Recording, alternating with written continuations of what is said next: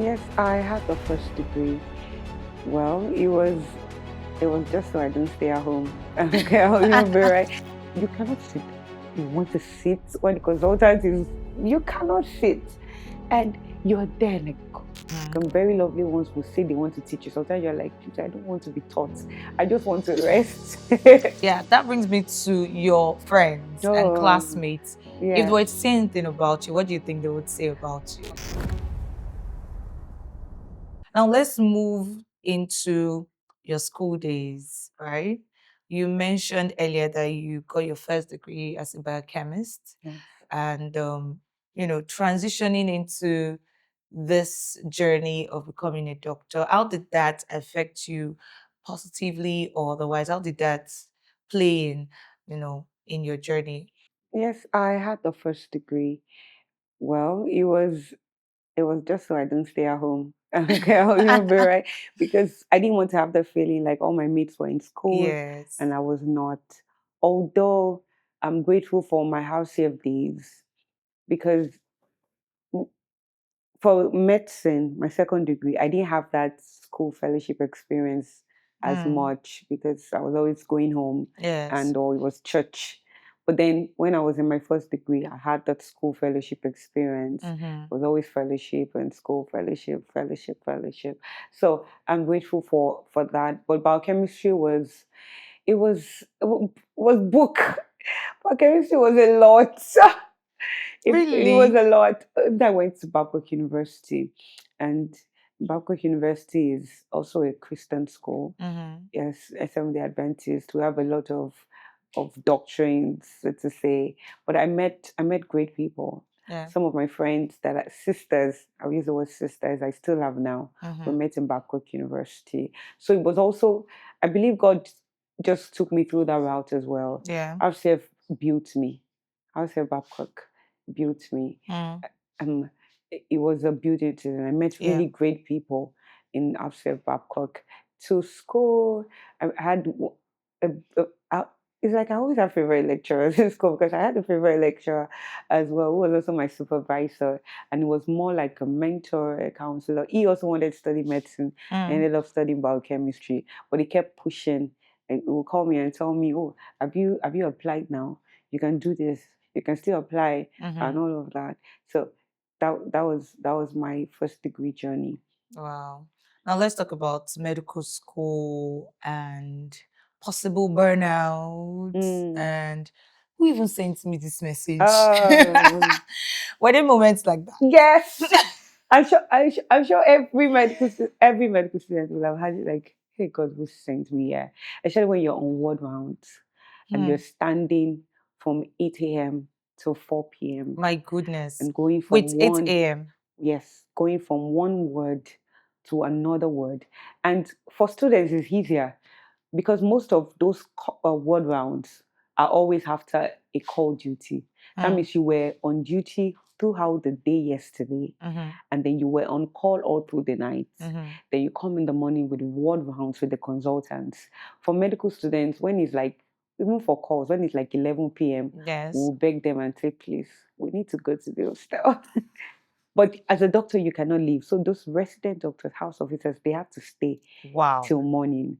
And they come in the morning and then we'll start ward rounds because the consultants will come. They Mm-hmm. can come anytime, 7, 8, 9, depending on when the consultant wants to come. Mm-hmm. When they come, we start going from one bed to another bed to another bed. And Wow. sometimes you can be there till 4 p.m. and you're on your feet. You cannot sit. You want to sit when the consultant is, you cannot sit. And you're there like, God, God, Who sent who me? sent me now? And they'll be asking you questions. And you don't know it, they will shout at you.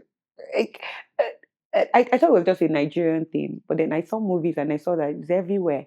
There's a way that consultants, senior doctors, just expects that you know it. Yes. You cannot not know it. Mm. They just want you to know it. And so they're there scolding you sometimes, making you read, telling you to do procedures, insulting you when they want to teach in sometimes. Mm-hmm. Some very lovely ones will say they want to teach you. Sometimes you're like, I don't want to be taught. I just want to rest. let me go and lie down. But they will be sitting down to teach you anyways. Mm-hmm. So some really want you to know it. So they would teach from their heart and spend hours teaching you. Yeah. Some of those things now I cannot even remember. You have what I mean is they're saying so much and it's a lot to take in. Yeah. So At the you're same taking time, some and some you're not even taking it. And they will ask you later on, have I taught you this? Like, no, you didn't teach me. I Oh can God. So imagine. there were times like that I felt like Mm-hmm. this is a lot, coupled with the fact that I was back home, home was there, Mm-hmm. ministry was there, and it could be a lot. It was a lot I can putting all imagine. together. I can imagine. I think that while you were speaking, I was just thinking about the journey of becoming a doctor, and what came to mind is you're dealing with people's life. Yes. So if people are that, way with you, is because you're like, you can't Afford afford not to not not to know it. know. Yes, you can't afford not to not know it.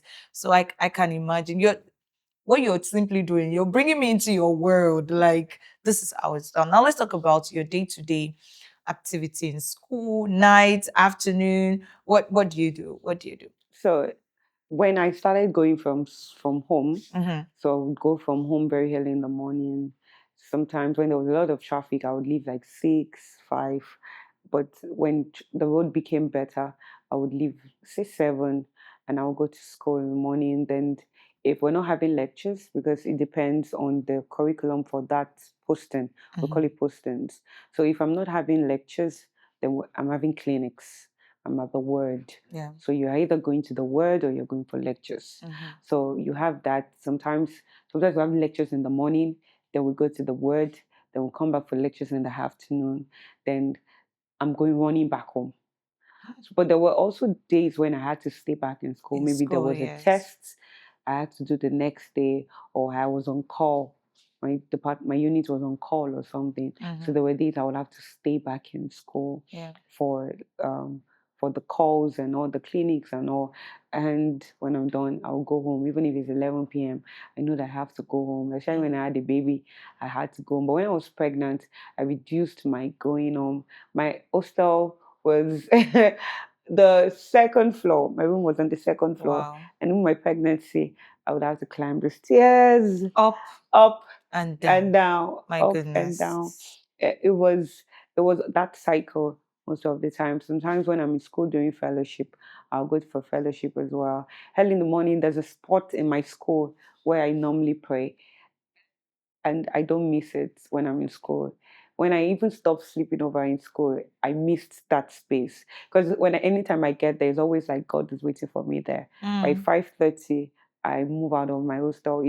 It's way on the field, Mm-hmm. so it allows me to come down from my room and go there. Yeah. So by the time I get down, I'm fully awake. Because if I say I should pray in my room, it's not going to happen. So I go down and spend some time there to pray. And uh, that was my routine basically. Wake up, pray, go for lectures, and And come then, back. That was it. okay, let's talk about discipline. Okay. How did faith anchor, this journey when your discipline was not disciplining? If there's any word like that, because there are times when you're like, oh, okay, this is how things should be done, or this is what you're doing, or this is a routine, or these are your values, and then you're in that space and you see yourself not valuing. How did faith anchor the entire process for you? Well, for my journey in med school, it was in itself faith.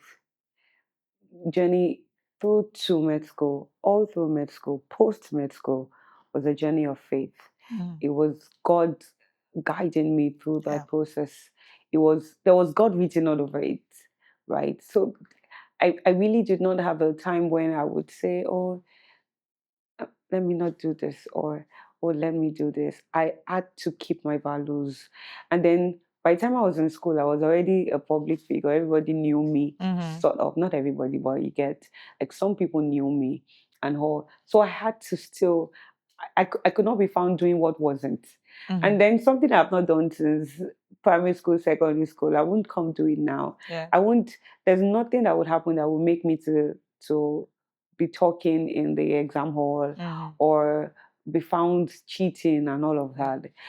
Well, there's this book we call logbook that you have to fill and make sure you clear procedures, right? So some people would drop the logbooks with people someone to fill and in. please fill for me and all. So I always had this constraint, right? This constraint because somebody who didn't do the procedures as much as you did will sit in their hostels and they will get more marks than you because obviously maybe they dropped their they dropped their logbooks. logbooks with someone. They were able to sign what they did not do, right?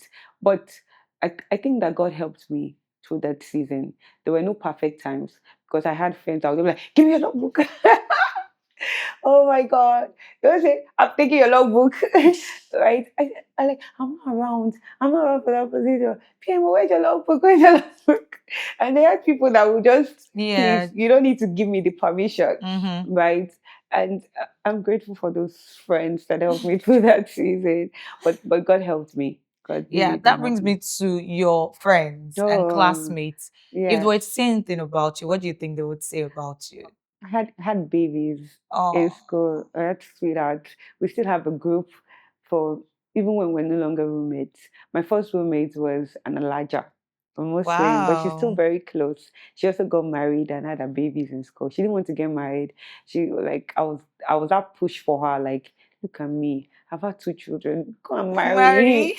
And she kept her fiancé waiting and all that. Even my husband is close to her. I'm sure there's a picture that we took during our induction together. She was my first roommate. And then I later moved to an 8-man room. So I had like 7 babies. They were all much younger than me. Okay, except one. 6 of them were younger.